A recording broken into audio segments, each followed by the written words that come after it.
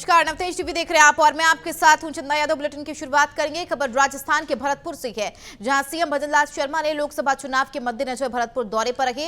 इस दौरान उन्होंने कांग्रेस पर जमकर निशाना साधा और कांग्रेस को भ्रष्टाचारी पार्टी बताया है। कहा कि कांग्रेस ने हमेशा बच्चों के भविष्य के साथ खिलवाड़ किया है और इसके साथ ही उन्होंने बीजेपी के विकास कार्यों का जिक्र करते हुए इस बार भी जीत का दावा किया।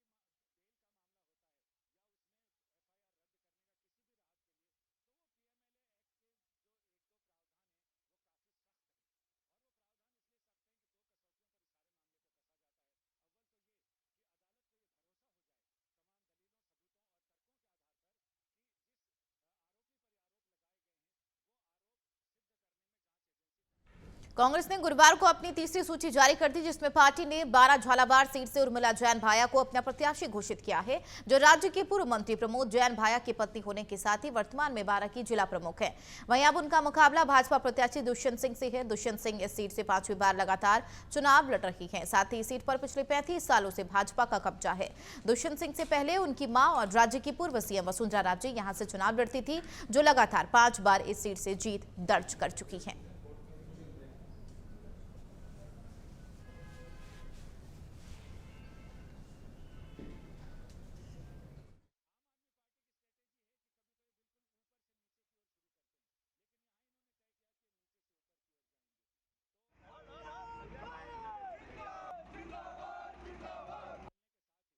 नमस्कार।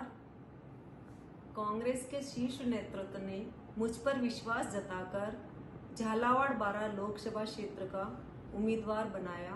मैं आपको विश्वास दिलाती हूं कि आपके विश्वास पर खरी उतरूंगी और झालावाड़ 12 लोकसभा क्षेत्र की जनता के साथ विश्वास एवं आशीर्वाद से झालावाड़ 12 पूरा संसदीय क्षेत्र का मैं चहुमुखी विकास कराऊंगी।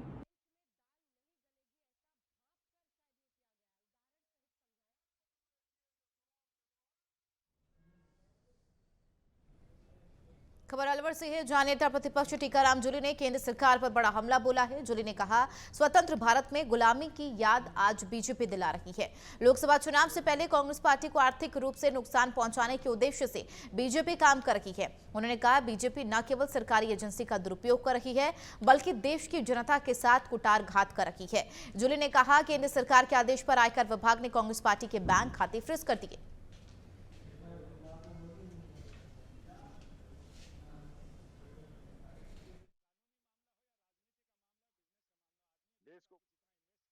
नरेश मीणा जी भी हाड़ौती से ही आते हैं।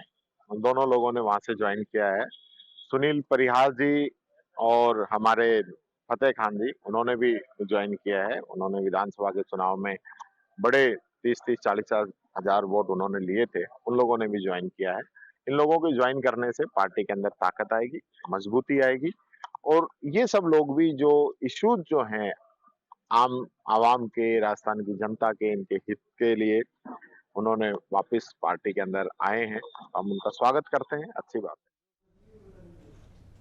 उधर लोकसभा चुनाव के लिए प्रचार शुरू हो चुका है। अलवर से कांग्रेस प्रत्याशी ललित यादव ने शहर के अग्रसेन सर्कल स्थित सब्जी मंडी में प्रचार किया। इस दौरान उनके साथ नेता प्रतिपक्ष टीकाराम जूली और जिला अध्यक्ष योगेश मिश्रा, सब्जी मंडी के प्रधान सहित कई कांग्रेस कार्यकर्ता मौजूद रहे। इस दौरान ललित यादव ने कहा कि पिछले 10 सालों में बीजेपी सरकार ने नौजवान के साथ अत्याचार किया है।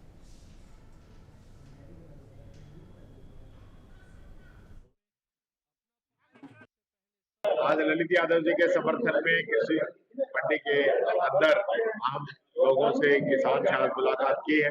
किसानों का मन कांग्रेस के साथ है, कांग्रेस की नीतियों के साथ है और आज जो किसानों के साथ भारतीय जनता पार्टी की सरकार ने अत्याचार किए, एमएसपी लागू नहीं किए, प्याज के अंदर बहुत बड़ा दुख इन लोगों को दिया है, दूध के दाम घट गए, किसान तो मर रहे हैं। आज पूरे किसानों ने यह तय किया है कि हम कांग्रेस का साथ देंगे, ललित यादव का साथ देंगे। देखो, आज मंडी पे जनसंपर्क कार्यक्रम लोगों से मिलना हुआ, लोगों से इंटरेक्शन हुआ, लोगों में बड़ा उत्साह है कांग्रेस पार्टी को लेकर के। जिस प्रकार से पिछले 10 सालों में नौजवान के साथ में कुठाराघात शराब घोटाले मामले में सीएम अरविंद केजरीवाल की गिरफ्तारी के बाद अलवर लोकसभा से बीजेपी प्रत्याशी भूपेंद्र यादव ने आम आदमी पार्टी और केजरीवाल पर निशाना साधा है। जनसंपर्क के दौरान भूपेंद्र यादव ने कहा, कानून अपना काम कर रहा है, जिन्होंने घोटाला किया है उन्हें जेल जाना ही पड़ेगा। बीजेपी भ्रष्टाचार के खिलाफ जीरो टॉलरेंस की नीति पर कार्य करती है।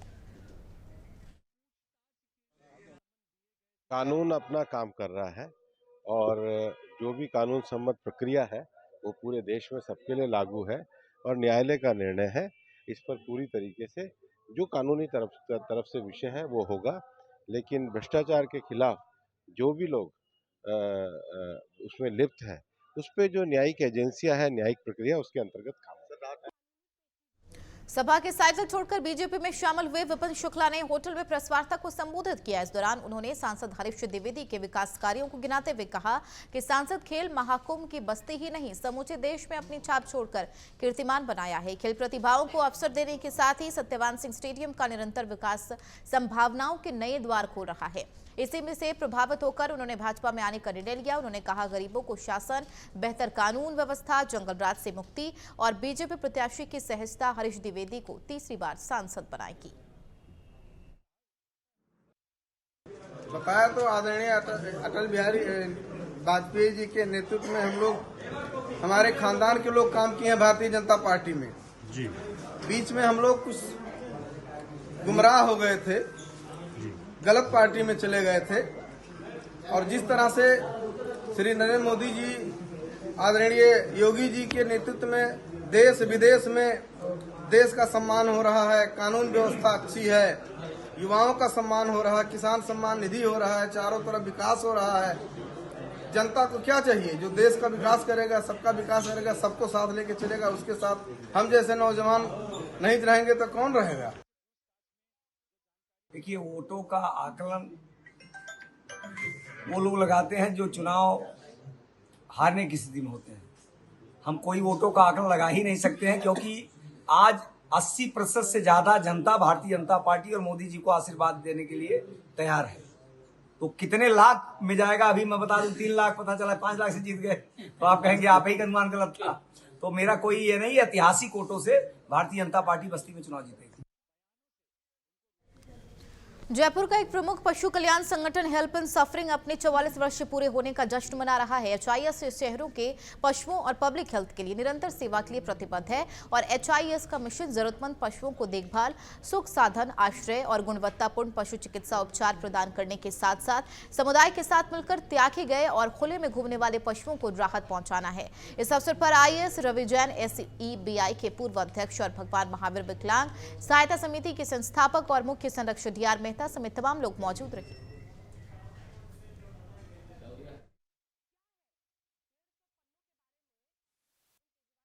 ये संस्था तो एक अंग्रेज लेडी ने 44 साल पहले, बड़ी आध्यात्मिक टाइप की लेडी थी। वो रिक्शा में जाती थी, सीटी बजाती थी, पैसे भी नहीं थे। ये जब ज़मीन हमारी नहीं थी, उन्होंने एक छोटे से झोपड़ी में चालू किया था। ये नहीं कि सिर्फ जानवरों को लेके आती थी, वो इंसानों को भी पकड़ के लाती थी जो रास्ते में लेटे होते थे। She was like a mini mother Teresa. कई सालों तक चला। फिर उसके बाद ऑस्ट्रेलियन कपल आए, क्रिस्टीन और जेरेमी। जब वो थे तब मैं आगरा से जयपुर शिफ्ट हुई और मुझे बचपन से जानवरों से प्रेम है और हमेशा सपने लेती थी कि एक बार मेरी घर होगा, मेरे पास एक फार्म होगा, वहाँ मैं जानवर रखूँगी, उनकी सेवा करूँ। यहाँ आने के बाद जब मैं वॉलंटियर करने आई तो 1 साल वॉलंटियर से जुड़ी। 1 साल के अंदर उन्होंने मुझे ट्रस्टी बना दिया और 2 साल बाद 2002 से मुझे मैनेजिंग ट्रस्टी बना दिया। मुझे पता भी नहीं था कैसे संस्था चलाते, पर ये सब बेजुबानों का आशीर्वाद है। मेरे लिए भगवान है। मेरा हर पेड़, पक्षी, हर बेजुबान, प्रकृति की हर चीज़ मेरे लिए भगवान है और सच्ची मैं इन्हीं में देखती हूँ। और हमारे पास ये संस्था आगे नहीं चलती अगर हमारे पास इतनी अच्छी टीम है नहीं होती। आप देखिए, निर्मल जी 37 साल से हमारे साथ हैं और कई और स्टाफ है कि जब से संस्था चालू हुई 40 साल, बाबूलाल जी, ये एक्चुअली ये लोगों की संस्था, मैं एक छोटा सा हिस्सा हूँ। भले मैं इसकी अध्यक्ष हूँ, पर मेरा काम तिनके जैसा है। और ये संस्था जो क्रिस्टल रॉजर्स जो आध्यात्मिक लेडी थी, उनको ये भी पता था मैं किस दिन मरूंगी, और जिस दिन उन्होंने कहा उसी दिन उनकी डेथ हुई। मैं तो नहीं मिली उन्हें, पर कहते हैं ना सच्चे दिल से कुछ बनाओ, तो 44 साल से चल रही है और चलती रहेगी। हम तो एक छोटा सा हिस्सा, ये आपकी है, आपकी जयपुर की है। और मैं ये भी कहना चाहूँगी कि लोग गलत मानते हैं कि जानवर हर कुत्ता काटता है। हम चाहेंगे कि प्रेस वाले, हमारी गवर्नमेंट थोड़ा समझे, बिकॉज हर चीज़ हम लोग are so much into marketing में किसी की बुराई नहीं करी, आपके बिना हमारी संस्था भी ना चले, पर हम लोगों को सोचना है ये बेजुबानों की और इनके साथ हमदर्दी देनी है। बिलीव यू इन मी, मेरे को जितना ज़रूरत नहीं है उससे कई ज़्यादा भगवान ने दिया। मैं नहीं कह रही हूँ पैसे में, पर प्यार, फैमिली, जानवर, मतलब मैं इमेजिन इससे बड़ा दुनिया में कोई इन्वेस्टमेंट ही नहीं है। मैडम 44 साल में क्या ऐसी चीज़ रह गई जो आप आने वाले सालों में करना चाहोगे? मैं, हमारे को भगवान की कृपा से गवर्नमेंट ने हमको एक ज़मीन दी, कनौटा रोड पे बहुत सुंदर ज़मीन दी। उसके ऊपर हम बहुत सुंदर अस्पताल बनाना चाहेंगे, बिकॉज़ यहाँ पे अभी जगह कम हो गई, और इतना बढ़िया अस्पताल बनाना चाह रहे हैं अगर हमारे पास फंड्स आ जाए, और आएंगे, ज़रूर आएंगे, कि लोग देखने आए कि देखिए जानवरों का कितना अच्छा अस्पताल है। तो मेरे को आप सबकी सहायता चाहिए, आपका आशीर्वाद चाहिए, और हमारे पास बहुत अच्छी टीम है। कुरैशी जी हैं हमारे साथ, और हमारी नताशा जो बहुत हेल्प करती, और एवरी मेंबर। आज हेल्प इन सफरिंग को 44 साल पूरे हो रहे हैं। बहुत ही खुशी की बात है कि इतना पुण्य काम करने वाला इंस्टीट्यूशन इतने लंबे समय से बहुत सफलतापूर्वक चल रहा है, और पूरे जयपुर और आसपास के इलाके के जो भी जितने भी बीमार और इंजर्ड पशु पक्षी होते हैं उनकी मदद के लिए सदैव तत्पर रहता है। और मैं पर्सनली इस इंस्टीट्यूट के साथ में करीब पिछले कम से कम 15 से 16 सालों से जुड़ा हुआ हूँ, और मैंने पर्सनली कई ऐसे जीव जंतु जो कि सड़क पे घायल और ऐसे होते हैं, उनके लिए इनको जब भी फ़ोन करते थे तत्काल गाड़ी आती थी, उठा के ले जाती थी, वापस ठीक होने के बाद में उसी जगह पे छोड़ के जाती थी। और जो मैंने यहाँ पर कई बार आकर देखा है कि इतने परोपकारी, सेवाभावी डॉक्टर्स, नर्सेज, यहाँ का स्टाफ है, और वास्तव में एक तरह से ईश्वरीय मोटिवेशन से ये सब लोग काम कर रहे हैं। मुझे तो पर्सनली बहुत खुशी है, और मैं चाहता हूँ कि जो ये मूक पशु पक्षियों के लिए काम कर रहे हैं, जो बोल नहीं सकते, बोलने वाले के लिए तो कोई भी करेगा, जो बोल नहीं सकता, अपनी बीमारी नहीं बता सकता, अपना दर्द नहीं बता सकता, उनके लिए ये जो काम कर रहे हैं, इनको कभी भी किसी प्रकार की कोई दिक्कत नहीं आए, इनको हमेशा ये काम इनका बढ़ता रहे।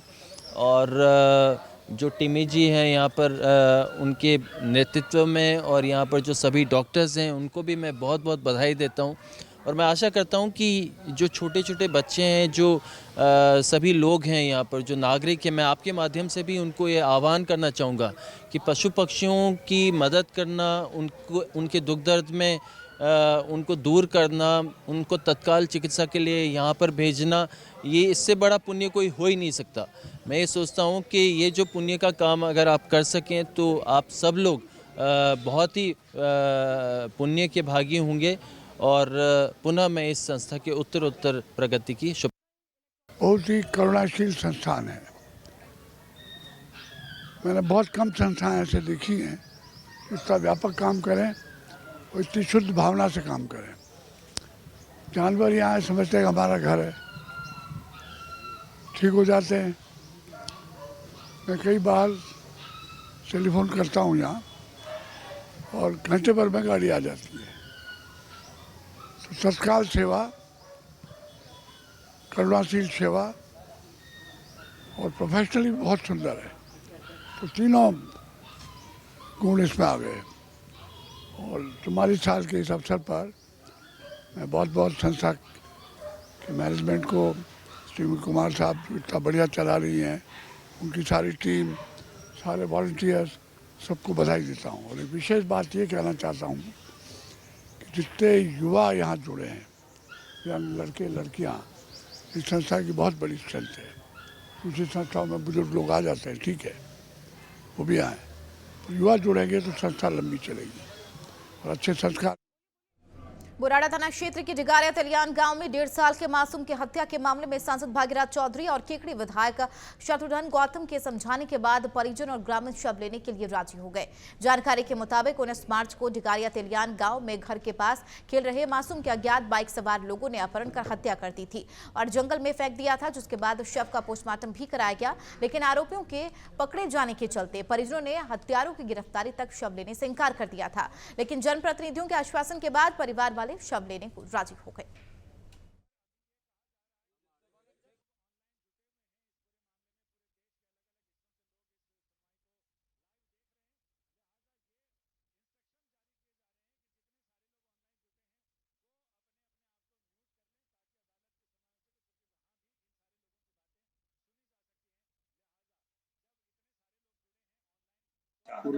उसका क्या कसूर था बेचारे का, उसको उठा के ले जाके उसका मर्डर कर देना। हमारे केकड़ी के माननीय विधायक शत्रुघ्न जी गौतम साहब भी यहाँ पधारे हैं और इनकी बहुत बड़ी इसमें भूमिका रही है गाँव वालों को समझाने की। मैं तो कह सकता हूँ कि हमने 3 दिन का हम ज़्यादा समय लिया है भाई, कल न कोई कहीं देरी हो जाए। 3 दिन ही मैं तो चाहता हूँ आज की तारीख में ही इसका खुलासा होना चाहिए और इसको सख्त से सख्त सजा क्या, इसको फांसी होनी चाहिए ऐसे आदमियों को जिसमें मानवता नाम की कोई चीज नहीं है। एक 1.5 साल का अबोध बच्चा जिसका कोई कसूर नहीं है उसको मार दिया गया, इससे ज्यादा क्या अपराध हो सकता है। 18 महीने का बच्चा कानाराम जो अपनी बहन के साथ खेल रहा था बाड़े में, और उसको 2 समाज कंटक आए मोटरसाइकिल में बिठा के ले गए अपहरण करके, और अगले दिन उस बच्चे की जंगल में लाश मिलती है।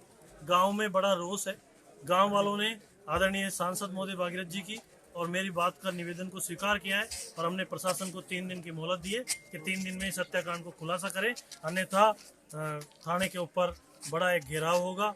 निश्चित रूप से ये जघन्य हत्याकांड, जिस 1.5 साल के बच्चे ने अभी माँ के दूध के अलावा कुछ नहीं पिया, उस बच्चे को किस लोगों ने बेरहमी से मार दिया, ये जांच का विषय है और पुलिस इसको खुलासा करेगी।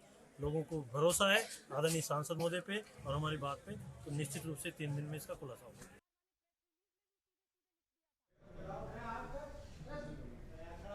खबर अलवर से है, जहां लोकसभा चुनाव की तारीखों के ऐलान के बाद आचार संहिता लागू हो चुकी है, जिसके तहत शहर भर में लगे बैनर पोस्टर हटाए जा रही हैं। अलवर में कांग्रेस नेता प्रतिपक्ष टीकाराम जूली के सरकारी आवास के बाहर लगा बोर्ड ढक दिया गया, लेकिन राज्य मंत्री संदीप शर्मा का बोर्ड नहीं ढका गया। इस मामले को लेकर जब मीडिया ने जिला निर्वाचन अधिकारी से बातचीत करने की कोशिश की तो उन्होंने फोन रिसीव नहीं किया।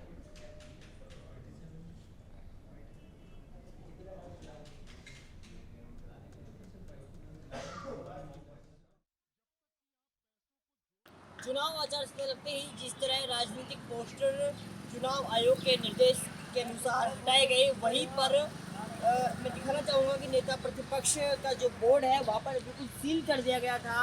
जब नेता प्रतिपक्ष से इस पूरे मामले में बात की गई तो उन्होंने कहा कि हमारा बोर्ड सील किया गया, लेकिन वन मंत्री संजय शर्मा का क्यों नहीं। इस पूरे मामले में जब खबर प्रकाशित हुई तो एक पर्सनल गाड़ी यहाँ पे आती है और नेता प्रतिपक्ष टीकाराम जूली के बोर्ड को पूरा हटाने की जो पर्दा लगाया उसको हटाने की कोशिश करती है, लेकिन जब मीडिया वहाँ पहुँचती है तो वो लोग भागते नजर आते हैं। इस पूरे मामले में चुनाव आयोग के क्या आगे अधिकारी निर्णय लेते हैं, वे भी देखने का विषय रहेगा। क्या इस पूरे मामले में जवाब देते हैं, क्या इस पूरे मामले में राजनीति है या चुनाव आयोग इस पर कोई निर्णय लेगा। अलवर से नवतेज टीवी के लिए मैं दीक्षित कुमार।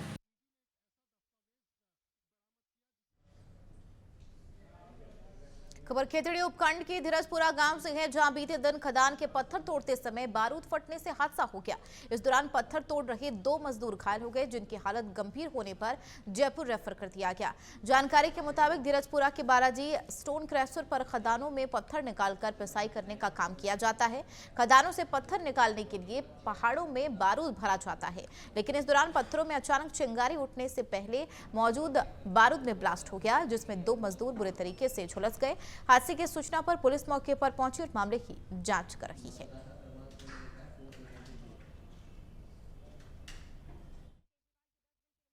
धीरजपुरा में खदान में हादसा हुआ है जिसमें 2 गंभीर घायलों को यहाँ लेके आया गया था, जिनको प्राथमिक उपचार देकर एसएमएस जयपुर के लिए रेफर कर दिया गया।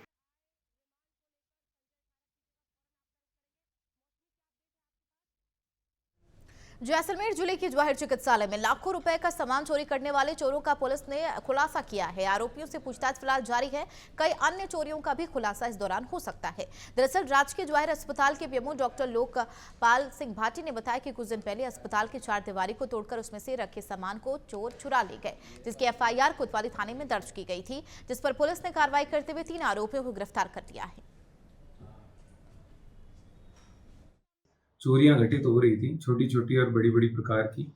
3, 4, 5 बार अलग अलग तरह से अलग अलग दिन की गई, तो हमने उसके ऊपर पुलिस को इस बारे में कंप्लेन करी, इन्फॉर्म करी। पुलिस ने उस पर त्वरित कार्रवाई करते हुए टीम गठित करी और उसमें 3 बच्चों को पकड़ा है। वो 18 साल से छोटे हैं और भी उसमें कार्रवाई अभी चल रही है, उनकी इन्वेस्टिगेशन चल रहा है। उसमें और भी लोग आएंगे जैसे वो उसको पकड़ेंगे। एक चीज़, दूसरी चीज़, अपनी हॉस्पिटल में जो बाउंड्री है उसमें काफ़ी तरह के पीछे बबूल और उसकी झाड़ियां और बड़ी बड़ी काफी होगी, काफी सालों से हो रखी थी। तो उसके लिए आज हमने प्रयास किया है और आयुक्त महोदय से हमने। खबर बिजनौर से है, जहां लोकसभा चुनाव की नामांकन प्रक्रिया को शुरू हुए 2 दिन हो चुके हैं, लेकिन इन 2 दिनों में बिजनौर की दोनों सीटों पर एक भी नामांकन दर्ज नहीं हुआ। जिले में दोनों लोकसभा सीटों के लिए अभी तक 10 नामांकन पत्र खरीदे गए हैं, लेकिन दाखिल एक भी नहीं किया गया। पता चले लोकसभा बिजनौर सीट के लिए 7 और लोकसभा नगीना सीट के लिए 3 नामांकन पत्र खरीदे गए हैं और अभी तक किसी भी प्रत्याशी की ओर से दोनों लोकसभा क्षेत्र में से किसी एक में भी नामांकन पत्र दाखिल नहीं हुआ है।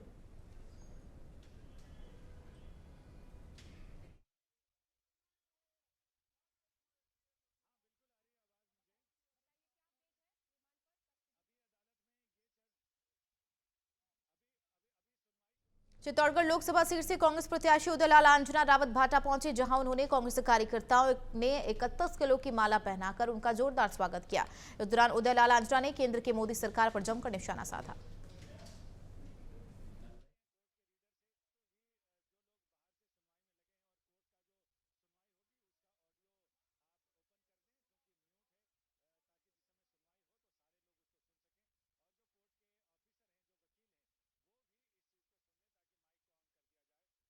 प्रतापगढ़ में दिन दहाड़े फर्नीचर व्यापारी की गोली मारकर हत्या कर आरोपी मौके से फरार हो गए। घटना के समय व्यापारी बेटे को स्कूल छोड़ने जा रहा था। सूचना के बाद पहुंचे पुलिस ने शव को कब्जे में लेकर पोस्टमार्टम के लिए भेज दिया। हत्या के बाद से ही व्यापारियों में जबरदस्त आक्रोश है।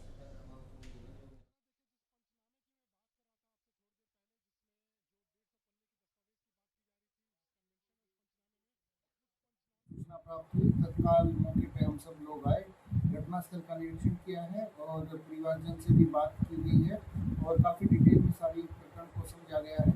इसमें प्राप्त तहरीर के आधार पर अभियोग पंजीकृत कर लिया गया है। 5 टीमों का गठन किया है और काफ़ी क्रेडिबल। बहराइच के रुपईडीहा थाने की पुलिस को बड़ी सफलता हाथ लगी है। पुलिस ने केस चोरी के बाइक समेत अंतर्राष्ट्रीय गैंग के 3 सदस्यों को भारत नेपाल सीमा पर गिरफ्तार कर लिया। यह चोर भारत के बाइक्स की चोरी कर उन्हें जंगल के रास्ते नेपाल ले जाकर बेचा करते थे। फिलहाल पुलिस ने सभी बाइकों को सीज करते हुए 3 चोरों को गिरफ्तार कर लिया है। उनके खिलाफ केस दर्ज भी कर लिया।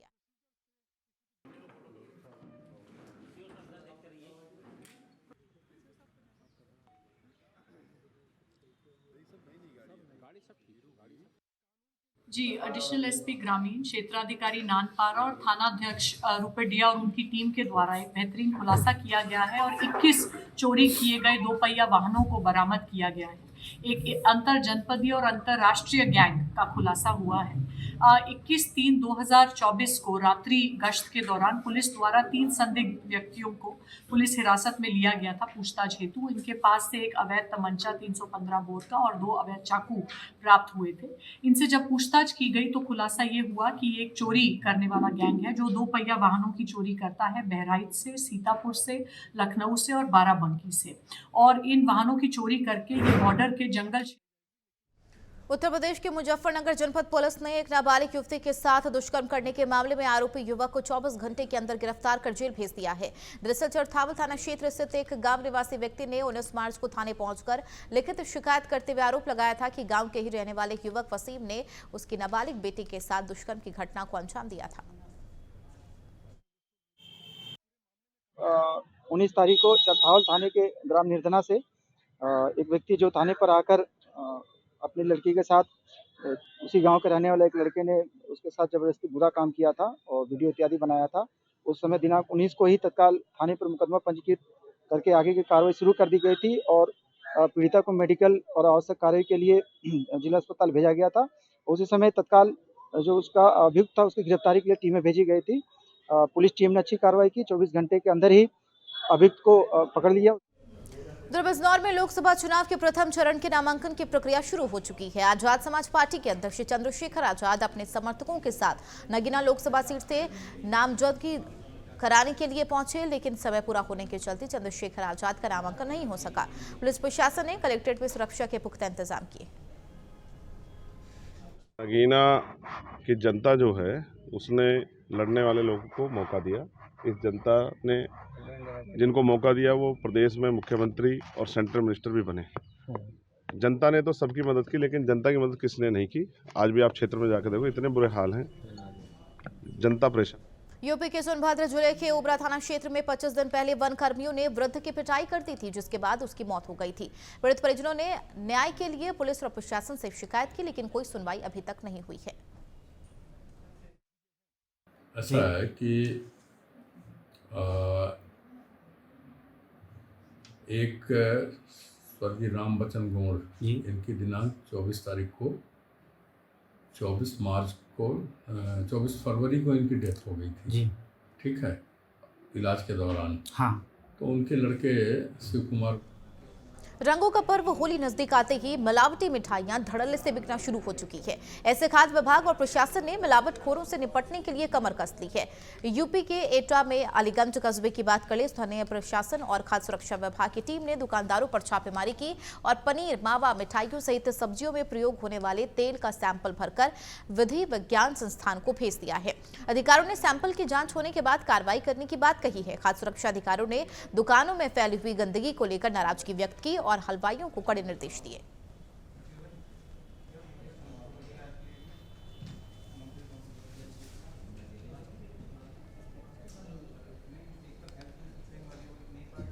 लोकसभा चुनाव के मद्देनजर एसएसपी ने पुलिस और आईटीबीपी के जवानों के साथ कस्बे और ग्रामीण क्षेत्रों में एरिया डोमिनेशन किया है और साथ ही वल्नरेबल बूथों का निरीक्षण भी किया है। निरीक्षण के दौरान एसएसपी ने बूथों पर ग्रामीणों और ग्राम प्रधानों से बातचीत की। देखिए, लोकसभा चुनाव की डेट आ गई है और चुनाव को बिल्कुल निष्पक्ष, शांतिपूर्वक और सकुशल संपन्न कराना हमारी जिम्मेदारी है और उसी के तहत जितने भी क्रिटिकल और वल्नरेबल पॉइंट हैं और बूथ हैं उसका हम भ्रमण कर रहे हैं। वहाँ हमारे पास देख रहे हैं पैरामिलिट्री फोर्स भी है, उसके साथ हम लोग विजिट कर रहे हैं और एरिया डोमिनेशन कर रहे हैं ताकि लोगों। लोकसभा चुनाव को लेकर महेंद्रजीत सिंह मालवीय का बड़ा बयान सामने आया है। मालवीय ने कहा, कांग्रेस के बाद अब बाप की पार्टी पदाधिकारी संपर्क में है। मालवीय बोले, 5 लाख वोट से भाजपा जीतने जा रही है, जिसके साथ ही विकास की गंगा बहेगी।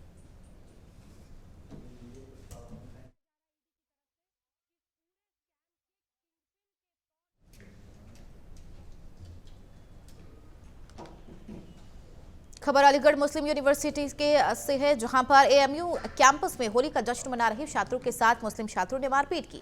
इसका वीडियो भी सोशल मीडिया पर वायरल हो रहा है, जिसके बाद हिंदू संगठनों में आक्रोश है। सैकड़ों आक्रोशित लोग थाने पहुंच गए और आरोपियों के खिलाफ मुकदमा दर्ज करने की मांग की। अलीगढ़ मुस्लिम यूनिवर्सिटी में आज 2 पक्षों में आपस में एक झड़प का जो मामला है वो संज्ञान में आया है और इसमें जो पीड़ित पक्ष है उसकी तरफ से तहरीर भी प्राप्त कर ली गई है और अग्रिम विधिक कार्रवाई प्रचलित है। मौके पर सारी शांति व्यवस्था का। किस इवेंट को लेकर कार्यक्रम हो रहा था? आज होली संबंधित इनका एक अपना प्राइवेट इवेंट था, उसके संबंध में ही उसी दौरान ये सब हुआ। कुछ मोबाइल छीनने की भी घटना। आज हमने होली खेलने की जो तैयारियां करी थी, ऐसे कोई विशेष तैयारी तो नहीं थी, बस ये था कि अपने होली खेलनी थी। उसका टाइम 2:30 बजे का था। कल हमारी प्रॉक्टर साहब से बात हुई थी और हर चीज़ के लिए हमें मंजूरी दी गई थी कि आप आराम से खेलिए। ये तो कोई ऐसी बात भी नहीं है कि जिसमें आपको पूछना पड़े। पर रात में भीड़ वहाँ पे इकट्ठी होती है, वहाँ पे नारेबाजी करती है प्रॉक्टर ऑफिस में और हमारे कार्यक्रम को रद्द करवाने के लिए वहाँ पे फोर्स करती है प्रॉक्टर्स को। धार्मिक आधार पर नारेबाजी, हिंदुओं को गाली देने की नारेबाजी। उसके बाद हमने जब अपना फैसला ना बदलते हुए होली वहाँ पे खेलने की पूरी अपनी मांग को जायज़ रखा और अपने जारी रखा। तो खबर टोंक से है, जहां पुरानी थाना क्षेत्र के हाउसिंग बोर्ड में हुई लाखों की चोरी के मामले में पुलिस ने 24 घंटे में खुलासा करते हुए 2 आरोपियों को गिरफ्तार किया और आरोपियों के कब्जे से स्विफ्ट कार सहित अन्य औजार जब्त किए हैं। टोंक में 24 घंटे से पहले हुई चोरी का पुलिस ने बड़ा खुलासा किया है। इसकी अधिक जानकारी के लिए हमारे साथ टोंक सीओ राजेश जी मौजूद है, उनसे जोड़ते हैं। सर देखिए, एक बड़ी पुलिस की उपलब्धि रही है, क्या कहेंगे? जी, ये 19 तारीख की रात्रि को एक नकबजनी की वारदात हुई थी और उससे पहले एक 16-17 की रात्रि को भी नकबजनी की वारदात हुई। 20 तारीख को हमारे संज्ञान में आया था ये, तो उसमें जो है जो प्रारंभिक हमारे को मौके पे जाने से जो इनपुट मिले थे उसके आधार पे हमने चीज़ों को डेवलप करते हुए और लगातार पीछा करके टेक्निकल आधारों पे हमने पीछा करके और ये इस वारदात को सफल बनाने में कामयाब हो पाए हैं। किस तरीके से टीमों का गठन किया गया और तो कहाँ से गिरफ्तार किया गया, क्या क्या उनके कब्जे से बरामदगी हुई है? इसमें इस वारदातों को जो नकबजनी की वारदातें हुई इसमें श्रीमान एसपी साहब द्वारा बहुत गंभीरता से लिया गया और उन्होंने अपने जो डीएसटी टीम है उसको और अपने जो थाने की जो पुरानी टोंक की जो थाने की टीम है, इन दोनों के कॉम्बिनेशन से प्रयासों को शुरू किया उनके डायरेक्शन में और उन्हीं में आगे बढ़ते हुए हमने इनकी मुखबिर की इतला पर आज हाउसिंग बोर्ड अपने पीडब्ल्यूडी ऑफिस के सामने बस स्टैंड चौकी के पास में इनको 2 नकबजनों को गिरफ्तार किया है और उन दोनों ने अपने पूछताछ में जो है इन घटना को किया जाना स्वीकार किया है। देखिए, बात करें जो आरोपी गिरफ्तार किए गए हैं अन्य राज्य से हैं, क्या इस घटना के तार अन्य राज्यों से भी जुड़े हो सकते हैं? किस तरीके से पुलिस इन्वेस्टिगेशन कर रही है?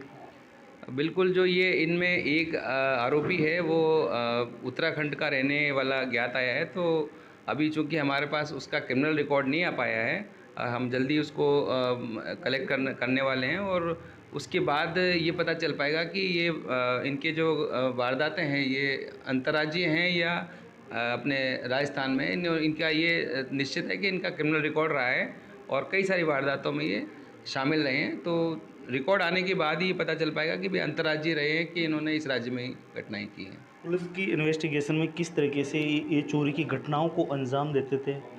ये अभी जो आया है इनके पास एक 4 व्हीलर भी रिकवर हुई है, उसमें अपना ये नकबजनी का सामान लेकर चलते थे और सूना मकान देखकर उसके अंदर जो है रात्रि के अंदर ये इस तरह की घटनाओं को अंजाम देते थे अंदर प्रवेश करके। बिल्कुल, सूने मकान देखकर रात्रि को घटनाओं को अंजाम देते थे, लेकिन चोरों से भी चुस्त पुलिस है जिसने 24 घंटे से पहले इसका खुलासा कर दिया है। कजोड़ गुजर, नवतेज टीवी टोंक। बुलेटिन में फिलहाल मेरे साथ इतना ही। देश दुनिया की तमाम खबरों के लिए बने रहिए नवतेज टीवी के साथ। नमस्कार।